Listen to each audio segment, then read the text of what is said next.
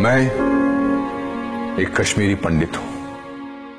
भारतीयता की भावना का सच्चे मन से विश्वास करने वाला, इस देश का एक शांतिपूर्ण, अहिंसक, धर्मनिरपेक्ष, शिक्षित, कानून का आदर करने वाला देशभक्त नागरिक। 26 साल पहले आज ही के दिन मुझे अपने घर से बेघर कर दिया गया। ये मेरी कहानी है। 1999 के शरद ऋतु के आते आते कश्मीर में आतंकवादियों का बोलबाला था। राज्य सरकार ने अपनी सभी जिम्मेदारियों का त्याग कर दिया था और किसी प्रकार का कोई प्रशासन नहीं रह गया था। आतंकियों के फरमानों ने कश्मीर घाटी को अपने लपेटे में ले लिया था। ऐसा लगता था जैसे भारतीय होना मानो एक गाली हो। आतंकवादी हिट लिस्ट जारी करने में लगे हुए थे। हर वो शख्स जो भारत समर्थक था उसे मुखबिर करार दिया जाता था। उसको मारना जिहाद था और पुण्य भी। प्रमुख कश्मीरी पंडितों को पहले से निशाना बनाकर मारा जा रहा था। सामाजिक कार्यकर्ता टीकालाल टप्लू को सरेआम दिन दहाड़े श्रीनगर में मारा गया। नीलकंठ गंजू को करणनगर में मार दिया गया और उनका शव सड़क पर कई घंटों तक पड़ा रहा। वकील प्रेमनाथ भट्ट की बेरहमी से दक्षिण कश्मीर के अनंतनाग क्षेत्र में हत्या की गई। अनगिनत अज्ञात पंडितों की निर्मम हत्याएं की गई। संदेश स्पष्ट था। 4 जनवरी 1990 को आफ्ताब समाचार पत्र में हिजबुल मुजाहिदीन ने प्रेस विज्ञप्ति प्रकाशित करके सभी हिंदुओं से घाटी छोड़ने के लिए कहा। एक अन्य समाचार पत्र अल-सफा में भी यही प्रेस विज्ञप्ति छपी। जल्द ही यही नोटिस कश्मीरी पंडितों के घरों के दरवाजे पर चिपका दिए गए।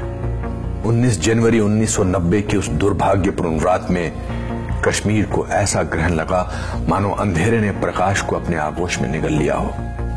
कश्मीर के हर कोने से, हर नुक्कड़ से, हर सड़क से, हर बाजार, हर गांव से ऐसी आवाज बुलंद हुई जो पंडितों के लिए मौत का संदेश था। हजारों लाखों का हजूम कश्मीर की सड़कों पर उतरकर जहरीले नारों में उद्वेष कर रहा था जो पहले कभी नहीं सुना था, ना देखा गया था। पूरे कश्मीर में मस्जिदों से घोषणा की जा रही थी कि कश्मीर पाकिस्तान बनेगा। मुजाहिदीनों की प्रशंसा में चारों तरफ गुणगान किया जा रहा था और भीड़ में खुले तौर पर बंदूकें लहराई जा रही थी। जागो जागो सुबह हुई, रूस ने बाजी हारी है, हिंद पे लर्जा तारी है, अब कश्मीर की बारी है। बार बार ये गाना मस्जिदों से चलाया गया। अगर कश्मीर में रहना है अल्लाह अकबर कहना होगा। ए जालिमों, ए काफिरों, कश्मीर हमारा छोड़ दो। इन नारों का सिलसिला मानो थमने का नाम नहीं ले रहा था। एक बंद होता था तो दूसरा शुरू हो जाता था। इन्हीं नारों में एक नारा था, कश्मीर बनेगा पाकिस्तान पंडित आदमियों के बगैर पर पंडित औरतों के साथ। ये नारा बार बार और जोर शोर से दोहराया गया। अब हमारे डर ने एक नया रूप ले लिया था। परिवारों ने महिलाओं को स्टोर रूम में छुपा दिया, ये कहने की जरूरत नहीं कि जब भीड़ हमला करे तो वो स्वयं को आग लगा ले। उस रात के डर का कोई सानी नहीं। मायूसी का एक ऐसा आलम था जिसका कोई अंत नहीं दिख रहा था। संदेश स्पष्ट और तीव्र था, रलिव गलिव या चलिव, या तो हमारे साथ मिल जाओ या मर जाओ या भाग जाओ।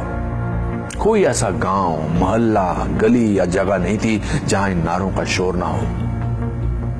अधिकांश कश्मीरी पंडितों ने इन विपरीत परिस्थितियों में वो जो कुछ भी उनके साथ सामान और जान बचाने के लिए हो सकता था किया और किसी तरह जान और मान बचाकर ट्रकों के तरपाल में छुपकर बसों एवं किराए की टैक्सी भरकर भाग गए।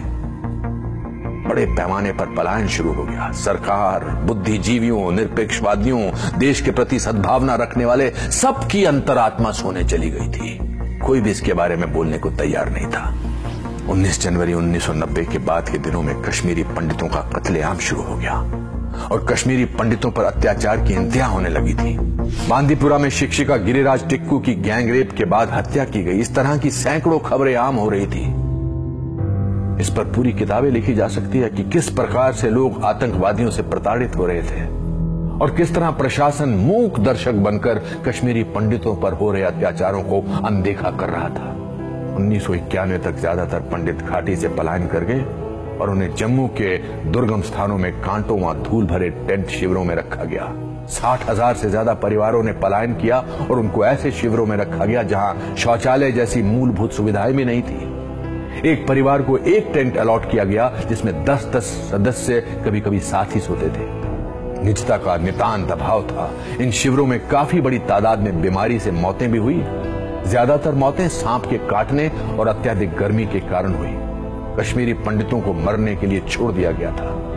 पंडितों के हजारों घरों, सैकड़ों मंदिरों को जला दिया गया और जमीन में ढहा दिया गया था। ये सब एक बहुसांस्कृतिक धर्मनिरपेक्ष भारत में हो रहा था। जो पंडितों की छोटी संख्या अभी भी घाटी में रह रही थी, उनके साथ नरसंहार किए गए थे। आतंकवादियों ने 2 महीने के बच्चों को भी नहीं बख्शा। पंडित के पूरे पूरे गांव को साफ कर दिया गया। आज तक एक भी व्यक्ति को दोषी करार नहीं दिया गया। हजारों पंडितों की हत्या व नरसंहार की सजा तो दूर की कौड़ी है। किसी ने इस नरसंहार और पलायन पर कोई इस प्रकार की चिंता प्रदर्शित नहीं की। हमारे घर सूने पड़े हैं, मंदिर अपवित्र हैं, सब कुछ ढहने को है। 26 साल के बाद आज भी जम्मू के बाहरी इलाके में अपने देश में शरणार्थी के रूप में कश्मीरी पंडित अभी भी शरणार्थी शिविरों में रहते हैं, और जहां उन्हें ज्यादा सहायता भी नहीं दी जा रही है। आज की सोशल मीडिया की पीढ़ी में जब दुनिया में गरीबी बढ़ रही है और लगभग सब कुछ उंगली की टिप पर उपलब्ध हो रहा है, तब भी हमारे अपने देश के नागरिकों की उनके अपने देश में ही दुर्दशा बनी रहती है और उन्हें उनके हाल पर यूं ही छोड़ दिया जाता है। इस सब के बावजूद मैं आज भी उम्मीद करता हूं कि हमारे साथ इंसाफ हो। जय हिंद।